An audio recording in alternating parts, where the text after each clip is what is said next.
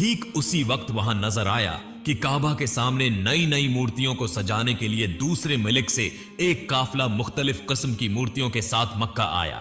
अबू सफियान और उमैया बिन खल्फ उन्हें देखकर बहुत खुश हुए। कुछ देर बाद अबू लहब घर के अंदर मूर्तियों को सजाने लगा। उसी वक्त उसकी बीवी बोली, तुम मोहम्मद को क्यों नहीं रोकते? वो तो अगर चाहे तो अपनी बेबी खदीजा के साथ बहुत सुकून से रह सकता है, तो फिर वो बार बार हमारी मुखालिफत क्यों कर रहा है? अबू लहब ने कहा, डरने की जरूरत नहीं, हमारे खुदा हमें बचा लेंगे। मक्का की हालत इस वक्त ऐसी हो चुकी थी कि पूरे मक्का और उसके आसपास हर जगह बदपरस्ती आम थी। हर कोई अल्लाह के साथ शर्क में मुब्तला हो चुका था। उधर मोहम्मद पर गारी हुर्रा में वही नाजिल होने लगी। 3 दिन बाद रसूल शदीद बुखार के साथ घर लौटे तो उनके सहाबा और चचा अबू तालिब उनकी फिक्र करने लगे। अबू सफियान, अमिया और मक्का के सरदार एक दिन अबू तालिब के घर आए और उसे धमकी दी कि मोहम्मद को समझा लो कि वो अपने तमाम काम छोड़ दे। अगर जरूरत पड़े तो हम मोहम्मद को मक्का का सरदार बना देंगे और उसे बेशुमार दौलत देंगे। लेकिन रसूल ने उनकी तमाम बातों को मुस्तरद कर दिया। इधर आतबा बिन रबिया के बेटे हजीफा को इस्लाम कबूल करने पर सजा दी जाने लगी। बाद में अपनी हजीफा की बहन जो अबू सफियान की बीवी थी और उसका भाई वलीद भी उसकी मुखालिफत करने लगे। हजरत हदीफा उस वक्त घर से निकल कर चले गए। दूसरी तरफ मक्का के जालिम हुक्मरानों के खौफ से नबी के सहाबा छुप छुप कर रात भर इस्लाम कबूल करते रहे। एक दिन वो अल्लाह की इबादत करते करते सुबह कर देते, फिर जो जहां था अपने घरों में छपने के लिए चला जाता। नबी के एक सहाबी रात भर घर वापस न लौटे तो उनके वालिदैन परेशान हो गए। जब वो घर वापस आए तो उनके वालिदैन ने पूछा, तुम कहां थे? इसी वक्त घर में रखी हुई मूर्ति हाथ लगने से गिर गई और वहीं टूट गई। उनके वालिद बोले, तुमने यह क्या गजब कर दिया? यही खुदा तो हमें हमेशा बचाता था और तुमने उसे तोड़ दिया। तब वो सहाबी बोले, जो खुदा अपनी हिफाजत खुद नहीं कर सकता वो हमें कैसे बचाएगा? ये सुनकर उनके वालिदैन ने कहा, तुम मोहम्मद के साथ रहकर अपनी बर्बादी खुद बुला रहे हो। तब वो सहाबी बोले, हरगिज नहीं। फिर वो रसूल के पीगामात सुनाने लगे।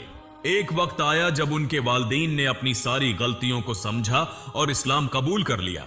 अगले दिन मक्का के सरदारों को जब यह सब मालूम हुआ तो उन्होंने इस सहाबी को बुला भेजा। सबने उनके सामने रसूल का मजाक उड़ाया। अमिया ने अपने गुलाम बिलाल से कहा, बिलाल तुम उसे इतना मारो कि जब तक ये अपनी गलती ना समझ ले। लेकिन हजरत बिलाल जानते थे कि रसूल के तमाम पैगाम सच्चाई पर मबनी हैं। वो दिल व जान से अल्लाह से डरते थे। चुनांचा बिलाल ने अपने मालिक अमिया के सामने साफ कह दिया, ये मैं कभी नहीं कर सकता। तब अमिया हजरत बिलाल को सहरा में ले जाकर उन पर बेहद जालिमाना तशद्दुद करने लगा। उसी वक्त नबी के मन्ना बोले बेटे जीद वहां पहुंचे और बोले, अबू बकर उस गुलाम के लिए 200 दीनार देने के लिए तैयार हैं, तुम उसे आजाद कर दो। अमिया ने जब दीनारों को देखा तो हजरत बिलाल को आजाद कर दिया। इधर जब नबी पर वही नाजिल होने लगी तो मक्का के लोग खुले आम इस्लाम की दावत देने लगे। अल्लाह के हुक्म से तमाम सहाबा एक जगह जमा होकर मक्का में इस्लाम की तबलीग करने लगे। वो सब गरवा की सूरत में खाना काबा की तरफ बढ़ने लगे। मक्का के काफर और मुशरिक उन पर मुख्तलिफ तरीकों से जुल्म करने लगे, मगर सख्त तकलीफ सहने के बाद वो आखिरकार खाना काबा के सामने पहुंचने में कामयाब हो गए। रात को अबू सफियान और उसकी बीवी आपस में गुफ्तगू कर रहे थे। अबू सफियान की बीवी ने कहा, एक अनपढ़ आदमी के मना से इतनी खूबसूरत और सच्ची बातें कैसे निकलती हैं? अबू सफियान ने कहा, जिस तरह दिन बह दिन इसके पैरोकार बढ़ रहे हैं, हमें कुछ ना कुछ करना होगा। हम सबसे पहले मोहम्मद के कमजोर और बेबस साथियों को जुल्म व सितम के जरिए इस्लाम छोड़ने पर मजबूर करेंगे। जैसे ही यह फैसला हुआ, अगले दिन अबू सफियान और दूसरे कबायली सरदारों ने मिलकर कमजोर और बेबस मुसलमानों को पकड़ना शुरू कर दिया। उन्होंने उन पर बेअंतहा जालमाना तशद्दुद किया, यहां तक कि एक मौका पर अबू जहल ने हजरत समिया को शदीद जख्मी करके शहीद कर दिया। कुछ देर बाद वहां हजरत हमजा, हजरत अब्बास और नबी के मना बोले बेटे जीद पहुंचे। जब उन्होंने सहाबा की तकलीफदह हालत देखी तो जीद ने कहा, तुम लोग हबशा चले जाओ, क्योंकि वहां का बादशाह एक नहायत इंसाफ पसंद और दीनदार ईसाई हुक्मरान है। चुनांचा सब लोग वहां रवाना होने लगे। इधर अबू सफियान को जब उसकी खबर मिली तो उसने अपने एक साथी से कहा, तुम फौरन हबशा जाओ और देखो कि वो लोग वहां क्या कर रहे हैं और सारी खबरें मुझे ला कर दो। चुनांचा उसने इस आदमी को हबशा भेज दिया, क्योंकि अगर मक्का से बाहर अबू सफियान की हरकतों की खबर फैल जाती तो उसके कारोबार पर बुरा असर पड़ता। अबू सफियान का आदमी फौरन हबशा पहुंचा। इधर हबशा के बादशाह के दरबार में जब सब दाखिल हुए तो वहां मौजूद तमाम लोग बादशाह के एहतराम में सिर झुका लेते, मगर मक्का से आए हुए ये सहाबा ने सिर नहीं झुकाया। तब बादशाह ने उनसे पूछा, तुमने मेरा एहतराम में सिर क्यों नहीं झुकाया? सहाबा ने जवाब दिया, हम अल्लाह के सिवा किसी के आगे सिर नहीं झुकाते। हमारे नबी ने हमें आपके पास भेजा है क्योंकि उन्होंने कहा था कि आप एक सच्चे और इंसाफ पसंद बादशाह हैं। तब हजरत अब्बास ने नबी के कई पैगामात दरबार में पेश किए। बादशाह ये सुनकर हैरान हो गया क्योंकि हजरत ईसी अलैहिस्सलाम ने भी यही बातें कही थी। बादशाह ने फौरन समझ लिया कि यह सच्चा नबी हो सकता है। तब इसने अबू सफियान के आदमी से कहा, अगर तुम मुझे पहाड़ जितना खजाना भी दो तब भी मैं उन लोगों को तुम्हारे हवाले नहीं करूंगा। अबू सफियान का आदमी चुपचाप वापस चला आया और आकर कहा, हबशा के बादशाह ने कहा है कि अगर पहाड़ जितना खजाना भी दिया जाए तब भी वो उन लोगों को वापस नहीं करेगा। अबू सफियान जब ये सब सुनकर बहुत मायूस हो गया, तब उसने हुक्म दिया, मक्का से मोहम्मद के तमाम पैरोकारों को निकाल दो, इन पर सख्त जुल्म करो ताकि वो इस्लाम छोड़ने पर मजबूर हो जाएं। चनांचा अगले दिन से मोहम्मद के तमाम साथियों को जबरदस्ती घसीट कर लाया गया और उन पर फिर से बेहद जालमाना तशद्दुद किया जाने लगा। अबू सफियान ने ऐलान किया, मक्का में कोई भी उनकी मदद नहीं करेगा। अगर किसी ने उनकी मदद की तो उसे सख्त सजा दी जाएगी। कोई रास्ता न देखकर मोहम्मद अपने साथियों के साथ मक्के के खुले सहराई मैदान में चले गए। वहां उन्हें 3 साल गुजारने पड़े। इन 3 सालों में उन्हें भूख और शदीद जुल्म व सितम सहना पड़ा।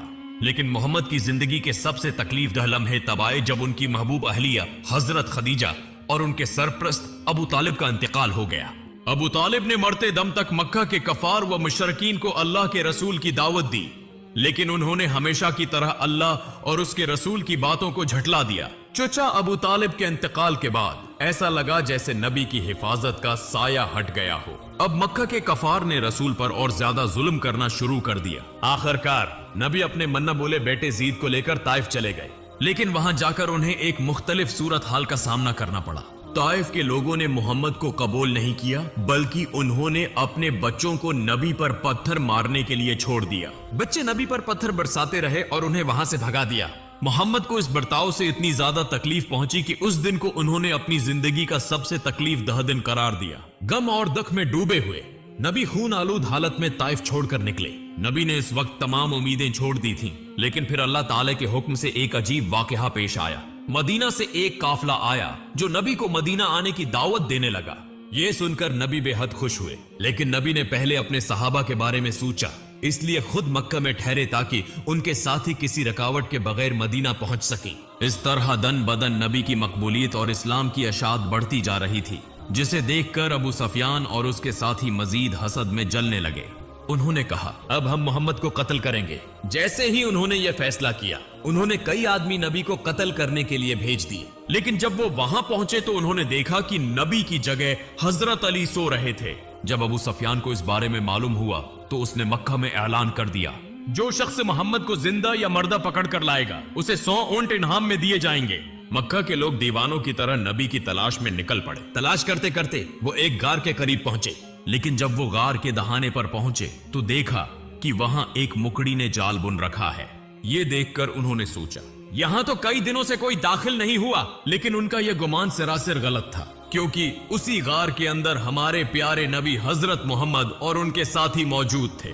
अल्लाह के हुक्म से मुकड़ी ने जाल बुन दिया, जिसकी वजह से कुफार धोखा खाकर वापस लौट गए। यूं हमारे प्यारे नबी और उनके साथी इस बार भी बच गए। दूसरी तरफ मक्का